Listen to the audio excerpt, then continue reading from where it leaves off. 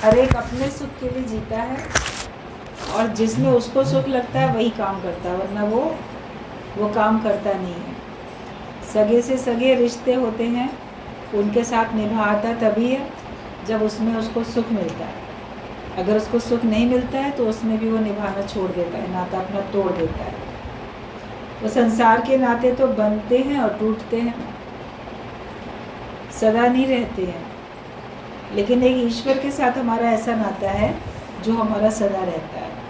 तो सच्चा नाता परमात्मा से ही है और हमें भी अपना सच्चा नाता परमात्मा से ही रखना है, क्योंकि परमात्मा हमसे सच्चा नाता रख के बैठा है, वो कभी नहीं तोड़ता। भजन गा लेते हैं, जो तुम तोड़ो पिया मैं ना ही तोड़ू, कि अगर भगवान तुम मेरे से नाता तोड़ दोगे तो मैं नहीं तोड़ूंगा।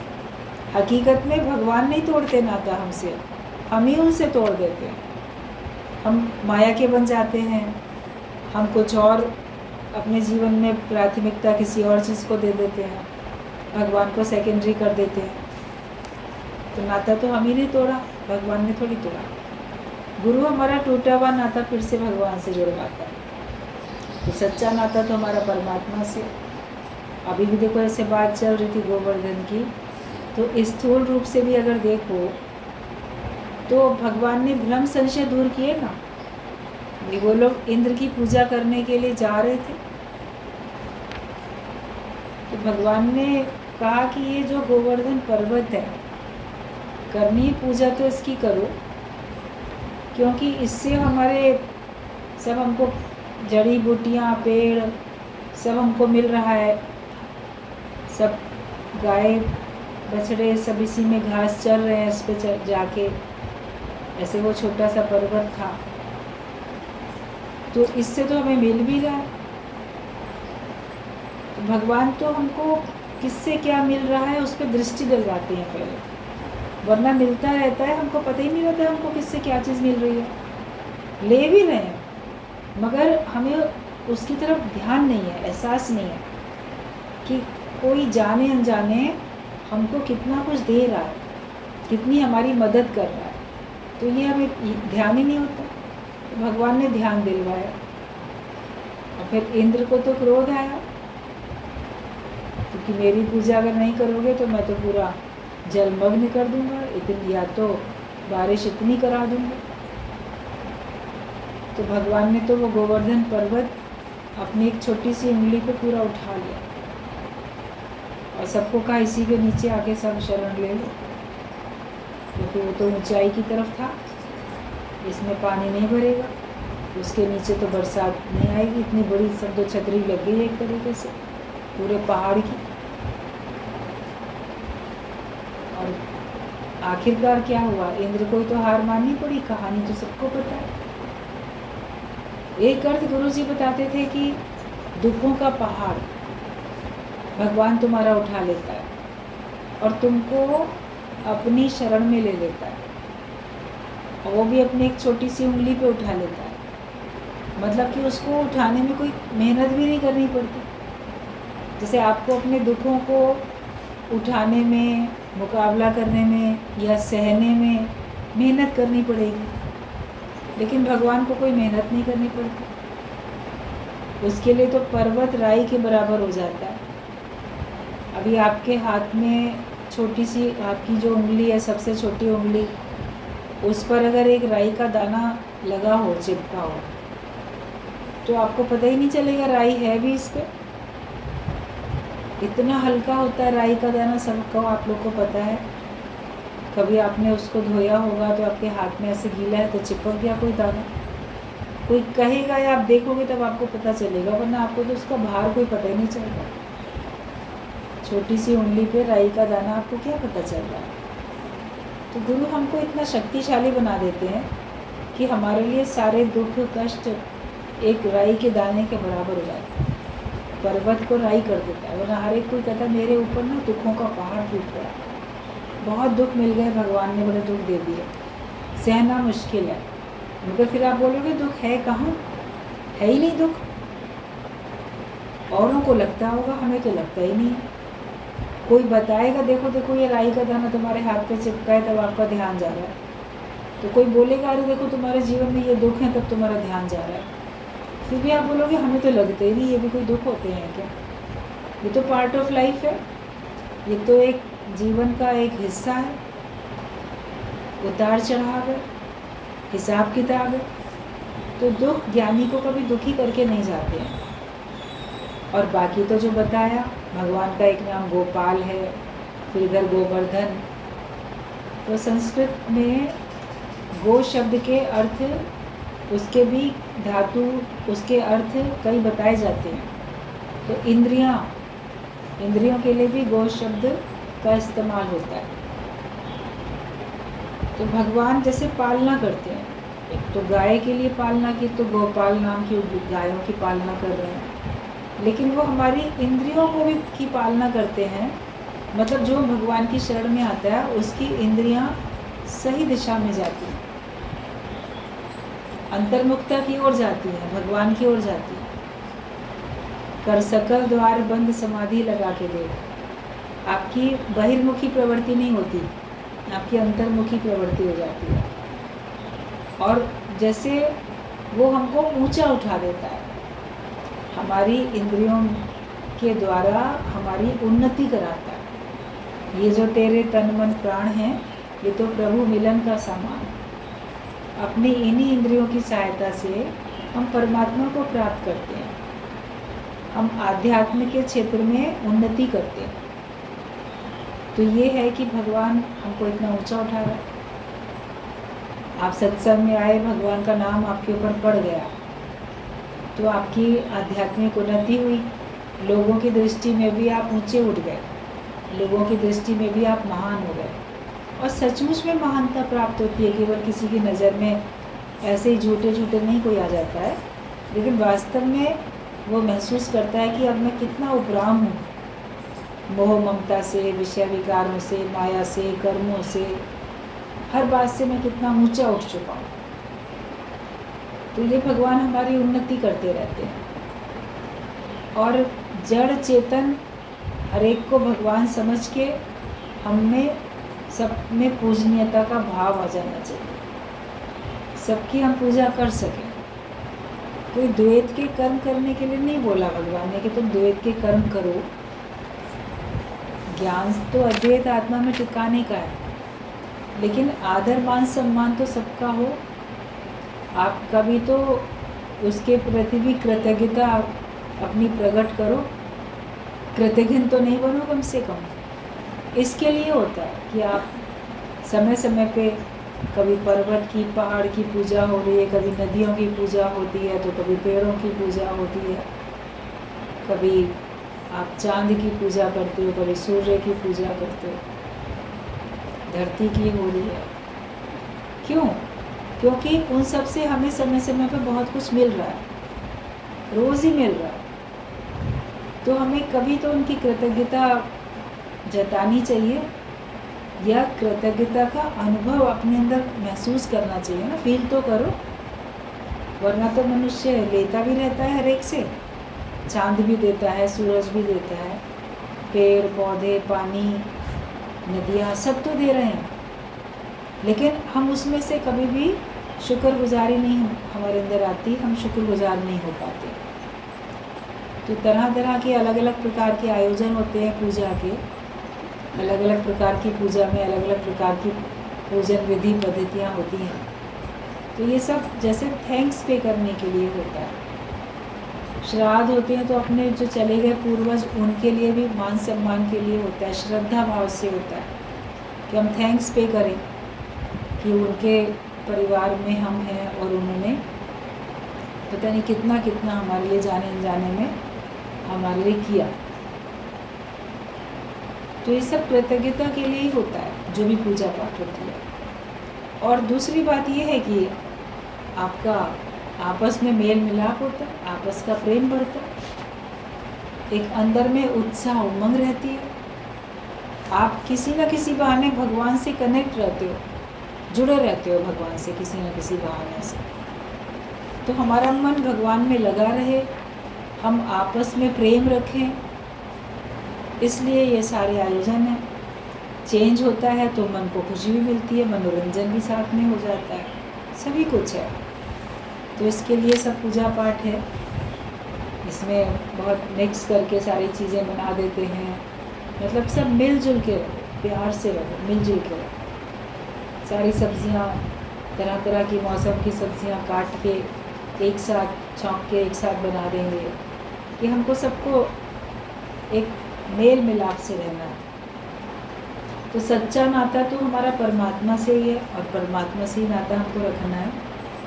भक्तों पर भीड़ पड़ी मैं नंगे पाँव आता हूँ। भक्तों पर अगर कोई कष्ट पड़ता है तो भगवान तो चप्पल पहनने का भी इंतज़ार नहीं करते। आप देखोगे किसी के ऊपर कष्ट पड़ा तो आप अपना सारा व्यवस्था करके तब जाओगे उसके पास, कपड़े चेंज कर लें, जूते चप्पल कुछ पहन लें, घर को ठीक से लॉक कर दें, तब जाएं। लेकिन भगवान को इतना समय थोड़ी लगता है। वो जो भगवान को भक्ति भावना से पुकारता है, मदद के लिए पुकारता है, तो भगवान तो तुरंत चल पड़ते हैं। वो अपने लिए नहीं कभी रुकते, अपने किसी काम के लिए नहीं रुकते। तो भक्तों पर भीड़ पड़ती है, मतलब कि संकट पड़ते हैं, तो वो तो जैसे तुरंत आते हैं। और हमेशा वो ही है एक तुम्हारा, एक भगवान ही तुम्हारे अपने हैं, जो कि हर समय तुम्हारे साथ हैं। और तुम जब पुकारो तब वो तुम्हारे पास तुम्हारी मदद के लिए आएंगे। तुम्हारा भाई जब तक कलकत्ता से आए तब तक तुम्हारा काम खलास, मारने से बचाने वाला नज़दीक है। आप बोलोगे मेरा भाई ना मेरा बड़ा रक्षक है, मगर मान लो तुम बैठे हो लखनऊ में, वो है कलकत्ता में, आपने उसको मैसेज भी डाल दिया, फ़ोन कर दिया, फ़ोन से तो उसी समय पता चल गया मेरे भाई मैं बड़ी मुसीबत में हूँ, आ जाओ। तो वहाँ से आने में टाइम तो लगेगा उसको। ट्रेन से आएगा, बाय रोड आएगा कि बाय एयर आएगा, जैसे भी आएगा टाइम तो लगेगा। उसी समय कोई फ़्लाइट अगर आती होगी तब तो आएगा ना। फ़्लाइट ही मान लो 2 घंटे बाद की है तो उड़ के तो अपने आप तो कौन कहने की उड़ के चला आएगा। तो जो हमारे संबंधी हैं वो चाह के भी उसी समय जब आपको अति आवश्यकता है, अगर चाहते भी हैं तो भी भगवान का हुक्म नहीं होता है, नहीं पहुंच पाते। लेकिन भगवान तो पहले ही पहुंचा हुआ होता है। कहते मारने वाले से बचाने वाला नज़दीक होता है। कितने आपने ऐसे केसेस देखे सुने होंगे कि कैसे कोई बाल बाल बच गया, मृत्यु से बाल बाल बच गया। एकदम हवाई जहाज़ का मान लो प्लेन क्रैश हो गया, हेलीकॉप्टर हुआ, कुछ हुआ, इतने ऊपर से लोग गिरे, सब जल के या सब गिर के मरे। फिर कभी उनमें कोई बच भी जाते, छोटे बच्चे तक कभी बच जाते। कभी एक न्यूज़ एक बार थी कि जैसे कोई ट्रेन के नीचे आ गया और पूरी ट्रेन गुजर गई उसके ऊपर से, मगर वो दोनों पटरियों के बीच में ऐसे गिरा कि वो बच गया। मतलब दोनों पटरियाँ, और वो एकदम उससे लेटा रह गया, तो उसको कुछ भी चोट नहीं लगी। पूरी की पूरी ट्रेन उसके ऊपर से धड़धड़ाती हुई चली गई। तो बचना था उसको, तो इस तरीके से वो ऐसे गिरा, एकदम से प्लेटफॉर्म से ऐसे पटरियों के ऊपर गिरा, और तभी ट्रेन आ ही रही थी, लेकिन वो बच गया। तो बचना होता है तो बच जाता है। एक बार अभी न्यूज़ में देख रहे थे कि कोई नदी में बह गई कोई महिला, कई लोग ऐसे डूबे गिरे और सबको गोताखोरों ने निकाला, एक मिली नहीं, अब ढूंढा तो पानी में बहते बहते करीब 11-12 किलोमीटर तक दूर चली गई और वहाँ जिंदा मिल बच गई। वरना जिसको तैरना भी ना आता हो और इतना पानी, बाढ़ जैसा बहुत तेज़ पानी हो, उसमें इतने किलोमीटर दूर बहता जाए कोई पानी में, और कितना आगे जाके वो कहीं किनारे से कैसे लग गई, लेकिन उसके प्राण बचने थे तो बच गए। तो जब बचाने वाला है नज़दीक पहले ही है, वो बचाना चाहता है तो बचा लेता है, और जिसके जिस तरीके से प्राण जाने होते हैं तो चले ही जाते हैं। तो भगवान में तो भगवान का भक्त हमेशा विश्वास रखता है, उसके मन मर्जी का हो जाए वो तो भी विश्वास रखता है, उसके मन मर्जी का ना हो वो तो भी विश्वास रखता है। वो जानता है कि परमात्मा जो करते हैं वो अच्छा ही करते हैं। तो जब तक तुम्हारा कोई बचाने आएगा तब तक तो तुम्हारे प्राण ही चले जाएंगे, लेकिन मारने वाले से बचाने वाला नज़दीक है। प्राण की रक्षा करने वाला भगवान है। ईश्वर पर भरोसा रखो। जो मेरे आश्रय रहता है मैं उसका योग व क्षेम उठाता हूँ। भगवान ने तो ये प्रॉमिस करके बता दिया भगवत गीता में, आप लोग पढ़ते सुनते हो कि जो भगवान के भरोसे रहता है तो भगवान उसका योग क्षेम का भार उठा के बैठता है, और उसका कनेक्शन मैं ही भगवान से लगाता हूँ और फिर उसकी रक्षा भी करता हूँ। जैसे आज भगवान ने ही हमारा योग भगवान से लगाने के लिए हमको ऐसा माहौल, ऐसा अवसर हमको दिया है। ये ईश्वर ने किया, अपने से मिलाने के लिए भगवान ने ये सारा खेल रचा, और वो हमारे ज्ञान की रक्षा भी करता है, और हमारे बाकी वो जो भी हमारे हैं उनकी भी, सबकी वो रक्षा करता है। आज ही मैं इसका दुख उतारूं, भगवान तो ऐसा सोचता है। ऐसा करना निधान छोड़ के हम किसी देह का आधार क्यों लें? जब भगवान हमारे लिए इतना करता है तो हम ऐसे भगवान को छोड़ के हम किसी शरीर का आधार क्यों लें? किसी के भी हम देह का आधार लेते हैं, ये मेरे लिए करेगा, वो मेरे लिए करेगा, लेकिन जो भगवान हमारे लिए इतना कर रहा है तो कहते हैं नहीं लेना किसी और का सहारा, सहारा प्रभु तेरा चाहिए। भगवान तुम्हारा ही सहारा मुझे चाहिए, और किसी के भी सहारे की मुझे ना आस है और ना मुझे आवश्यकता है। परमात्मा ने तुम्हारी प्रारब्ध बना के रखी है। शेर को मांस, तोते को आम कौन देता है? जिसका जो भोजन है उसको मिल जाता है। तोता है वो फल खाता है तो उसको फलों के पेड़ भी मिल जाते हैं। सारे तोते पिंजरे में पलते थोड़ी हैं, सब तो मुक्त घूमते हैं, पेड़ों पर रहते हैं, तो वो भूखे थोड़ी मरते हैं, सबको भगवान पहुंचाता है। जंगल में है शेर, उसका भोजन तो वो किसी को शिकार करके मार से खाना ही है उसका भोजन, तो वो घास नहीं खाता, वो उसका भोजन ही नहीं है, तो वहाँ भी उसको शिकार मिल जाता है, कोई ना कोई मिल जाता है, वो भी पलते रहते हैं। सब जैसे ऑटोमेटिक चल रही है सारी व्यवस्था। अगर आप देखो सब 84 लाख योनियाँ, सबके लिए भगवान ने कैसी व्यवस्था बना के रखी है, और सब अपने आप से हो रहा है। तो ये कौन किसके लिए कर रहा है? मनुष्य तो हर एक के लिए नहीं कर सकता, लेकिन भगवान एक एक प्राणी के लिए, उसके लिए भगवान सोचता है और उसके लिए वो करके बैठा है। जो तुमको फिर आके चिंता लगती है, तुमको क्यों चिंता लगती है? जब भगवान सबको देता है तो तुम्हें अपने रहने की और खाने की चिंता क्यों होती है? ये बात जब गुरु जी बोलते थे हमको बहुत अंदर टच कर जाती थी, अच्छी लगती थी कि जिसने अपने रहने की और खाने की चिंता की उससे परमात्मा कोसों दूर है, उसका योग लगेगा ही नहीं।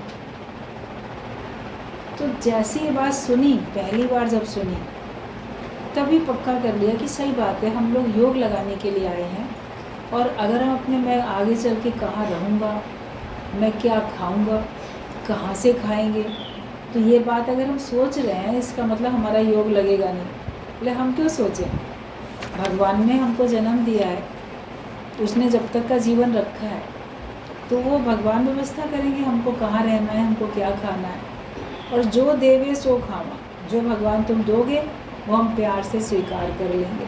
जहाँ रख दोगे वहाँ मैं खुश रह लूँगा, जहाँ नाथ रख दोगे वहीं खुश रहूँगा। तो ये रहने की और खाने की अगर दो बात की चिंता आप अपने जीवन में से हटा दो तो फिर आप देखोगे कि आप आराम से योग लगा सकते हो, आप निष्कामी होकर अपना जीवन जी सकते हो, आप सबके भले के लिए जी सकते हो। जो अपने लिए सोचता रहता है तो वो कुछ किसी के लिए नहीं कर पाता, लेकिन जो अपना ना सोच के सर्व के हित के लिए सोचता है, परमात्मा के कार्य में सहयोग करने वाला बन जाता है, तो उसके लिए फिर भगवान सोचते हैं।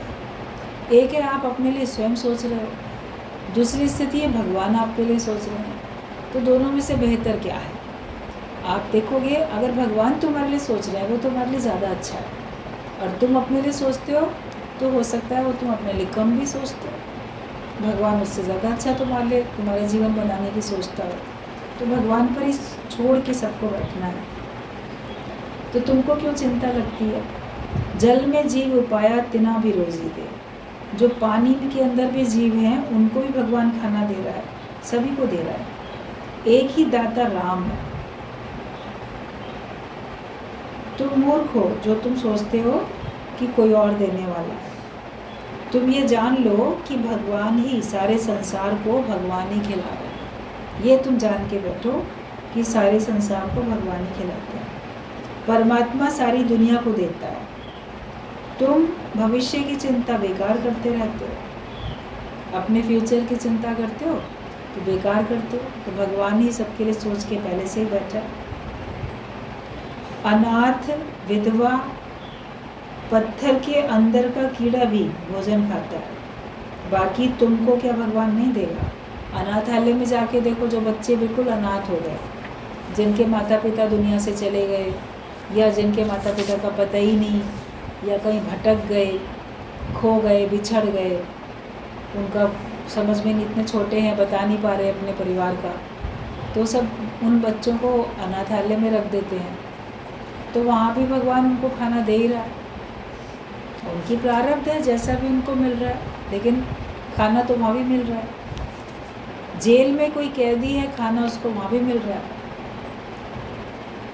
कोई विडो हो जाता है, विधवा आश्रम भी होते हैं, या घर में भी मान लो हैं कोई रहते हैं, तो क्या उसको खाना नहीं मिलता कि अब इसका पति नहीं रहा दुनिया में तो इसे खाना नहीं मिलेगा, वरना तो इसका पति इसको देता था कमा के। लेकिन महिला सोचती है कि अगर ये नहीं रहेगा तो मैं खाऊंगी कहाँ से। दादाजी बोलते थे जाके ढूंढ के आओ, देख के आओ, सारी औरतें खाती हैं कि नहीं खाती हैं जिनके पति नहीं है दुनिया में।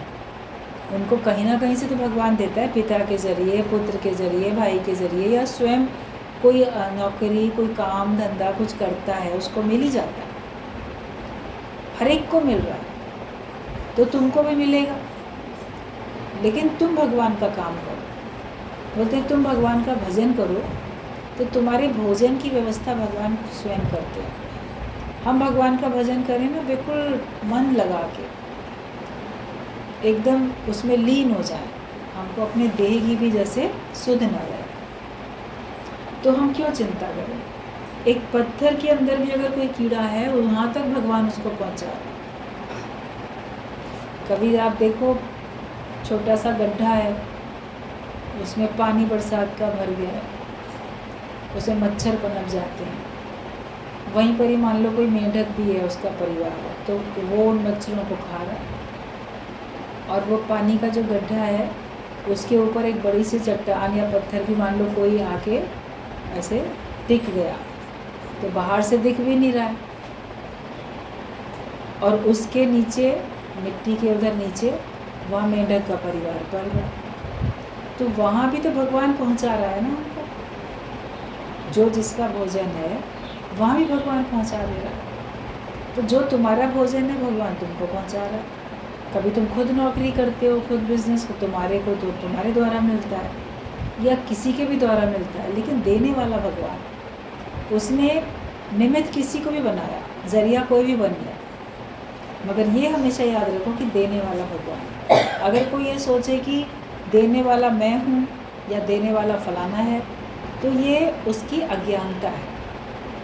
कोई ये सोचे करने वाला मैं हूँ, तो फिर ये अज्ञानता है। आप कुछ भी नहीं करने वाले हो। तो करण करावन आपे आप, मानुष के कुछ नहीं हाथ। मनुष्य के हाथ में कुछ भी नहीं है, करने वाला तो भगवान है। तो तुम अगर सोचते हो मैं करने वाला हूँ, तो तुम तो फिर ज्ञानवान नहीं हो। जो जाने मैं कुछ करता, तब लग गर्भ जून में फिरता। अगर जो ये अंदर में जानता है कि मैं कुछ करता हूँ, कुछ में सब कुछ आ गया, कुछ भी करना नहीं तो आप कुछ, जहाँ भी आपका कर्तापना आएगा, चाहे वो सकामी कर्म करो या आप निष्काम कर्म करो, लेकिन उसमें भी अगर कर्तापना आया, सकाम में तो आपको कर्तापना समझ में आता है, माया में, लेकिन ज्ञान में भी अगर आपके अंदर कर्तापना आता है, मैं करता हूँ, मैं इनको ज्ञान सुनाता हूँ, या मैं लेता हूँ ज्ञान, मैं सुनने जाता हूँ, गुरु को ताकत थोड़ी है मुझे देने की, मैं अगर ना लूँ तो कोई मुझे ज्ञानवान थोड़ी बना सकता है, या देने वाला सोचे मैं देखो इनको ज्ञान दे रहा हूँ, मैं नहीं दूँ तो ये लोग को ज्ञान थोड़ी मिलेगा, मैं कितनी अच्छी अकल इनको सिखाता हूँ, कितनी समझ मैं इनको देता हूँ। तो अगर आपने अपने अंदर ये जाना, जो जाने मुझते कुछ होए, मुझसे कुछ हो रहा है, तो उसको सुख नहीं हो, फिर उसको कोई सुख भी नहीं मिलेगा। और जो जाने मैं कुछ करता, तब लग गर्भ जून में फिरता। जो ये अंदर जानता है मैं कुछ करता हूँ, तो फिर वो आवागमन के चक्कर में आता जाता रहेगा, फिर वो मुक्त नहीं हो पाएगा। कर्तापने में जो रहेगा उसको मोक्ष नहीं मिलेगा।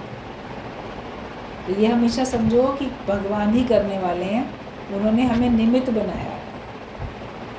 हमारे द्वारा अगर कोई कार्य होता हुआ दिख रहा है, अच्छा कार्य कोई हो रहा है, लोग हमारी प्रशंसा करते हैं, तो सोचो कि भगवान ने निमित्त बनाया है, करने वाला तो वही है। कर्तापने से बचते जाओ। अगर इस कर्तापने से नहीं छूटे तो आप जन्म मरण के चक्कर से भी फिर छूट नहीं पाओगे। तो तुम क्यों चिंता करते हो? गुरु अगर तुमने बाहर माना तो भी तुम दुखी हो जाओगे। गुरु को अगर तुम अपने से बाहर समझते हो, दूसरा समझते हो, तो भी तुम दुखी हो जाओगे। वाणी गुरु, गुरु है वाणी, विच वाणी अमृत सा। जो ज्ञान है, जो वाणी है, वही गुरु है। गुरु को भी अगर शरीर समझते हो तो शरीर से उसका आना जाना होता है। अब गुरु आया, अब गुरु चला गया।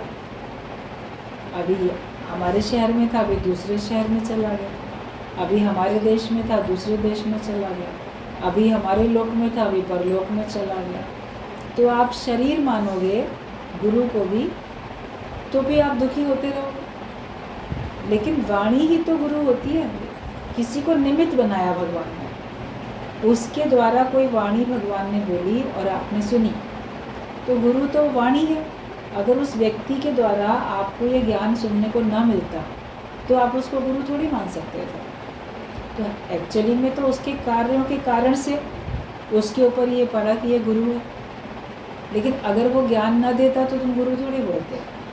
कोई डॉक्टर है, वो आपका रोग दूर करता है, उसके पास इतना ज्ञान है, और वो आपको दवाई देता है कि ये दवाई खाओ बताता है, तभी तो आप उसको डॉक्टर मानते हो। वो सर्जरी करता है, आपको ठीक करता है, तभी तो आप उसको डॉक्टर मानते हो। अगर वो ये सब नहीं करता होता तो कोई उसको डॉक्टर बोलता क्या? साधारण व्यक्ति कहते ना फिर तो उसको।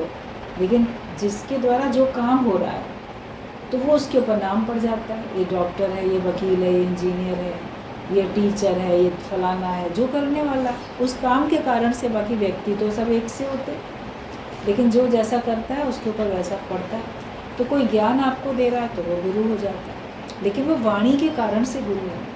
हम वाणी को एक किनारे रख दें और शरीर को पकड़ के बैठ जाएं, तो ये हमारी अज्ञानता होती है। इस अज्ञानता से हमको ऊंचा उठना है। बाकी हमको आदर मान सम्मान तो हर एक का करें, ऐसा नहीं कि हम आदर मान सम्मान नहीं करेंगे। जब भगवान ने अपने धर्म में जड़ चीज़ों का भी सम्मान करना बताया, तो फिर चेतन का क्यों नहीं? और जिसने हमको सही राह दिखाई उसका क्यों नहीं करेंगे? उसका तो सर्वाधिक करेंगे।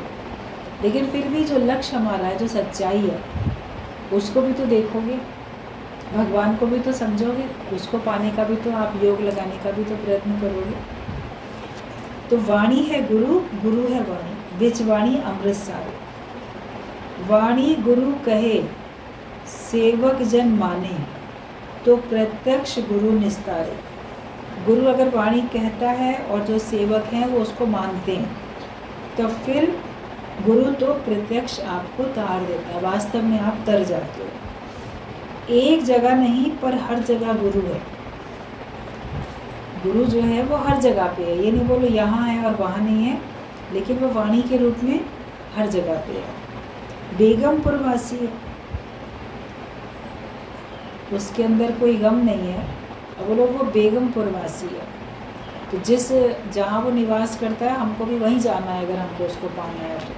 मतलब जहाँ कोई गम नहीं है उस प्रदेश में तुमको भी चले जाना है, उस अवस्था में तुमको पहुँच जाना है कि जहाँ पे कोई गम नहीं है। गुरु भगवान है तो कहाँ नहीं है। आप कहते हो गुरु तुम तो मेरे लिए भगवान हो, भगवान से भी बढ़ के हो, तो फिर क्या भगवान कहीं ऐसा है कि कहीं नहीं होता है? भगवान तो हर जगह होते हैं। फिर जब आपने गुरु को अगर भगवान माना है तो ये भी मानो कि वो हर जगह पर है। फिर अभाव भी महसूस नहीं होना चाहिए कि वो है नहीं। वाणी के रूप में हमेशा हर एक कोई रहता है, और अपने आदर्श के रूप में, अपने प्यार में वो हमेशा आपको ध्यान में रहता है। आप आदर्श हमेशा देखते हो, किसी का प्रेम हमेशा आपको याद रहता है, मगर उसी में अटक के दुखी होकर थोड़ी बैठ जाते हैं। हम अपने मंजिल पे भी तो पहुँचेंगे। जो मार्ग दिखाया जिसने, उस मार्ग पे भी तो चलोगे कि उस मार्ग पर ही बैठे रहो। हमें हमेशा अपने लक्ष्य पे नज़र होनी चाहिए कि गुरु भगवान है तो कहाँ नहीं है, वो हर जगह पर है। निगाहों में तुम हो, ख्यालों में तुम। आपके निगाहों में, ख्यालों में सब तरह भगवान ही भगवान है, गुरु ही गुरु। जिसके दिल दिमाग आँख में भगवान है तो वो जन्नत नहीं है तो और क्या है। अगर आपके रोम रोम में भगवान बसे हों, आपके दिल दिमाग में भगवान हैं, आप सब सर्वत्र भगवान देखते हो, या गुरु को भी आप हमेशा महसूस करते हो हर समय, तो फिर यही तो आपका सुख है। आप भगवान देख के आप खुश हो जाते हो। शरीर रूप से भगवान नहीं दिखते आपको, ना राम दिखेंगे ना कृष्ण दिखेंगे, लेकिन आपका दृढ़ विश्वास है कि भगवान हमेशा है। उससे आपको कितना बल मिलता है। तो ज्ञान के रूप में गुरु हमेशा हमारे साथ होते हैं। हम ज्ञान को याद रखते हैं तो हमको हमेशा बल मिलता है, हम कभी अपने को फिर निर्बल महसूस नहीं करते। प्रभु ते भूलिया तो व्यापन से भी रोग। अगर हम भगवान को भूलेंगे तो हमको सारे रोग व्याप जाएंगे। ये देह ही नरक है तो तू फिर नरकवासी है। ये देह जो है यही नरक होती है, और अपने को हम देह मान लेते हैं तो हम नरकवासी हो गए। जब अपने को आप आत्मा जानोगे तो आप स्वर्गवासी हो। हम स्वर्ग में निवास करते हैं, मतलब सुख में रहते हैं। तो देह ही नरक है तो तू नरकवासी है। तू आत्मा है तो सदा वैकुंठ में है। भोग हैं महारोग। संसार के जितने भी भोग हैं वही महारोग हैं, उनसे बचना है। साध के संग में शक्ति और आनंद आ जाता है। जब हम सत्संग में आके बैठते हैं, गुरु का संग करते हैं, साध संगत हमारे साथ होती है, तब आपको शक्ति भी मिलती है, आपको आनंद भी मिलता है। जो संत का संग करता है वैसा ही वो हो जाता है। As the company so the colour. तुम जैसा संग करोगे वैसा तुम्हारे पे रंग चढ़ जाएगा। तो अपना संग देखो हम कैसा करते हैं। आप किसी को अगर जानना चाहते हो कि ये व्यक्ति अंदर से कैसा है, तो आप पहले इस बात का पता लगाओ कि इसके मित्र कौन कौन है, ये किन लोगों के संग ज़्यादा उठता बैठता है, कि कैसे लोगों से इसकी ज़्यादा पटती है, कैसे लोग को ये पसंद करता है। तो स्वाभाविक बात है ये खुद भी वैसा है। जिन लोगों की संगत वो करता है, जैसे उसके दोस्त हैं, तो वो व्यक्ति भी तो वैसे ही है। आप किसी व्यक्ति के बारे में अगर इंक्वायरी करना चाहो तो उसकी संगत कैसी है वो देखो तो आपको पता चल जाता है। कोई जुआरियों का संग करता हो, शराबियों का संग करता हो, या और कोई गलत काम करने वालों का संग करता हो, या निंदा चुगली करने वालों का संग उसको ज़्यादा अच्छा लगता हो, या उसकी मित्रता ऐसे लोगों के साथ है जो बड़े घमंडी हैं, अहंकारी हैं, वो उसको अच्छे लगते हैं, उनका संग करता है, तो स्वाभाविक है वो खुद भी वैसे ही है। क्योंकि जो खुद जैसा होता है वो वैसे ही मित्र बनाता है। आप अच्छे हो तो आप अच्छे मित्र बनाओगे, आप खराब हो तो आप खराब मित्र बनाओगे, क्योंकि आपको वही अच्छे लगेंगे। तो as the company so the colour. जैसी कंपनी होती है वैसा रंग चढ़ता है, और वैसी कंपनी तुम ढूंढ भी लेते हो जैसे तुम होते हो। तो इसके लिए हमें साध संगत अगर अच्छी लगने लगी, हमको ये जगह भाने लगी, गुरु और संगत हमको पसंद आने लगी, तो समझो कि हम भी वैसे ही बन गए। जैसा संग करते हैं वैसा रंग हमारे पे चढ़ जाता है। संग से शक्ति और आनंद आ जाता है। जो गुरु का संग करता है उसको शक्ति भी मिलती है, आनंद भी मिलता है। जहाँ देहाध्यास नहीं है, प्रभु का सिमरन तो साध के संग में होता है। जो संत का संग करता है वैसे ही वो हो जाता है। देहाध्यासी के संग में तू भी वैसे ही हो जाएगा। देहाध्यासी लोगों के बीच में बैठोगे तुम भी वैसे ही बन जाओगे। जहाँ जहर पीते हैं वहाँ तो तुम्हें भी पिलाया ही जाएगा। As the company so the colour. जो लोग जहर पी रहे हैं तुमको भी तो पिलाएंगे। जो लड़के सिगरेट पीते रहते हैं उनका कोई नया मित्र बन जाता है, वो नहीं पीता तो कितना कंपेल करते हैं उसको, अरे पी के देखो क्या हुआ, 2 कश लगा के तो देखो, तो उसको पिलाते ही हैं। हमारे से दोस्ती है, दोस्ती के नाते पी लो। बातों में ऐसे फंसा लेते हैं तो वो लोग भी पीना सीख जाते हैं। सिगरेट पीना, शराब पीना और भी गलत काम करना, क्योंकि बाकी लोग वैसे ही हैं तो उसको वैसे ही बना देते हैं। तो हमें अच्छे लोगों का संग करेंगे तो हमारे अंदर अच्छाई पनपेगी, बुरे लोगों का संग करेंगे तो बुराई। तो ये हमें ज़रूर ध्यान देना है कि हमको हमेशा अच्छे का ही संग करना है। सच्चे और अच्छे जो हैं ज्ञानवान, उनका संग करो तो तुम भी वैसे ही बनते जाओगे। जैसा चाहते हो वैसा अपना जीवन तुम बनाना चाहते हो तो वैसे लोगों को ढूंढ लो और ईश्वर इच्छा से मिल जाते हैं। आपको परख हो जाती है जिन अच्छे लोगों की, आप उनका संग करते चले जाओ।